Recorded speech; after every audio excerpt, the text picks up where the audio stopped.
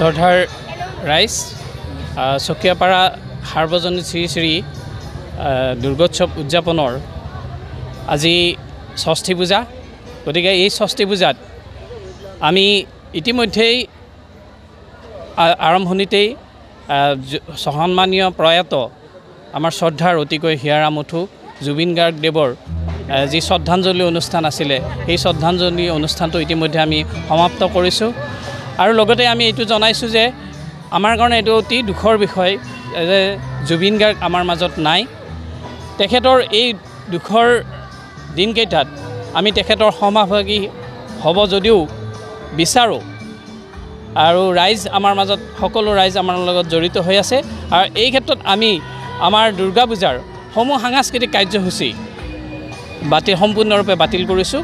এই 4 দিনত কোনো ধৰণৰ আমাৰ সাংস্কৃতিক কাৰ্যসূচী নহয়। জুবিন দা অমৰ হোৱাটো বিচাৰিছোঁ আৰু তেখেতে যেন ন্যায় পায়।